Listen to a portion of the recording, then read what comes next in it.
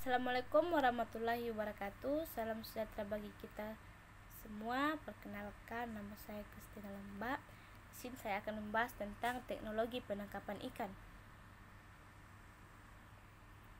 Indonesia merupakan negara yang memiliki potensi sumber kekayaan alam yang sangat besar, yang salah satunya adalah di bidang kelautan dan perikanan.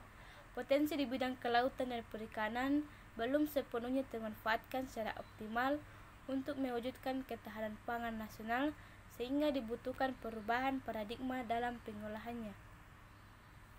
Pengertian perikanan tangkap. Perikanan tangkap secara garis besar adalah cara mendapatkan ikan termasuk makanan laut lainnya dari laut atau perairan yang bukan perairan budidaya dengan menggunakan alat atau cara lainnya. Penangkapan ikan adalah kegiatan untuk memperoleh ikan di perairan yang tidak dalam keadaan dibudidayakan dengan alat atau cara apapun, termasuk kegiatan yang menggunakan kapal untuk memuat, mengangkut, menyimpan, mendinginkan, menangani, mengelola, atau mengawetkannya.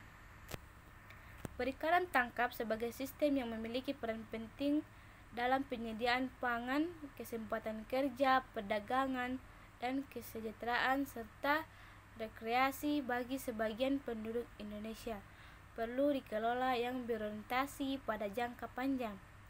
Tindakan manajemen perikanan tangkap adalah mekanisme untuk mengatur, mengendalikan, dan mempertahankan kondisi sumber daya ikan pada tingkat tertentu yang diinginkan.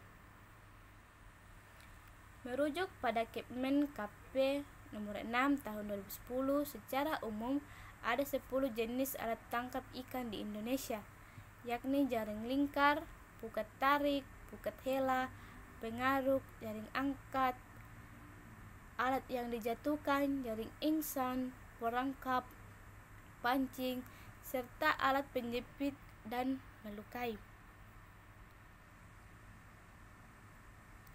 Pursein yang merupakan bagian dari jaring lingkar menjadi favorit nelayan. Dioperasikan dengan cara menghadang ke benang ikan. Pursein menyasar ikan pelagis, yakni ikan yang hidup di permukaan dengan kedalaman kurang dari 200 meter. Jenis ikan pelagis seperti tongkol, layang, bentang, kembung, cakalang, lemuru, selengseng, cumi-cumi, dan ikan-ikan yang biasa dijadikan bahan pindang. Pukat tarik. Pukat tarik dasar adalah alat penangkap ikan berbentuk kantong yang cukup produktif serta banyak dipergunakan oleh para nelayan skala kecil dan skala menengah untuk menangkap ikan demersal dan udang. Pengoperasian pukat tarik dasar dihela di belakang perahu kapal yang sedang berjalan dan menyusuri dasar perairan. Dengan demikian, pukat tarik dasar cenderung merusak lingkungan dasar perairan serta tidak ramah lingkungan. Pukat hela adalah alat tangkap ikan jenis jaring, berkantong, berbadan, dan bersayap yang dioperasikan dengan cara ditarik menggunakan kapal yang bergerak menyapu dasar perairan. Trawus dan pukat harimau merupakan contoh jaring yang termasuk kategori pukat hela. Penggunaan alat tangkap ini juga dilakukan karena merusak ekosistem. Trawus dan pukat hela tak hanya menangkap ikan dari segala ukuran, namun juga merusak terumbu karang dan ekosistem laut. Jaring angkat. Penggunaan jaring angkat dilakukan dengan membenamkan jaring ke perairan. Kemudian saat ikan sudah ditangkap, diangkat ke atas. Biasanya nelayan menggunakan rumpun untuk menarik perhatian ikan. Jaring ini menyasar ikan jenis pelagis dan cumi-cumi. Gillnet.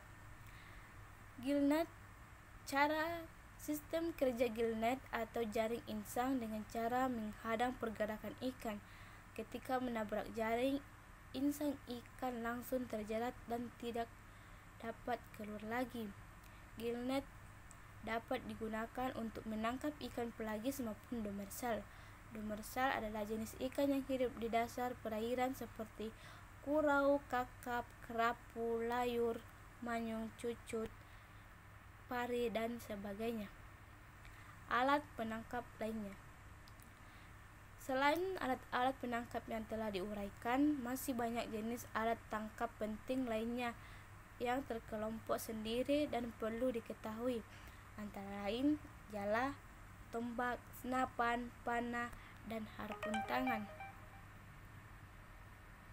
Wilayah perikanan tangkap di Indonesia. Pembagian wilayah pengolahan perikanan atau WPP di Indonesia saat ini terdapat 39 unit sumber daya perikanan yang tersebar di seluruh WPP, yaitu terdiri dari WPP 1 Selat Malaka, WPP 2 Laut Cina Selatan, WPP 3 Laut Jawa, WPP 4 Laut Flores dan Selat Makassar, WPP 5 Laut Banda, WPP 6 Laut Arafura, WPP 7 Teluk Tomina dan Laut Maluku, WPP 8 Samudra Pasifik dan Laut Sulawesi, WPP 9 Samudra Hindia sebelah barat Sumatera, dan WPP ke-10 Samudra Hindia sebelah selatan Jawa. Jenis alat tangkap di Indonesia sangatlah beragam, meskipun prinsip kerjanya sama. Namun, beberapa alat tangkap ikan memiliki nama berbeda. Perkembangan perikanan tangkap di Indonesia masih belum merata, meskipun berpotensi sangat besar. Perikanan tangkap Indonesia bisa berkembang jika pemerintah melakukan pemerataan pembangunan, khususnya bidang perikanan di wilayah yang memiliki potensi perikanan tangkap besar namun belum dioptimalkan. Ya, sekian dari saya ucapkan terima kasih. Assalamualaikum warahmatullahi wabarakatuh. Salam sejahtera bagi kita semua.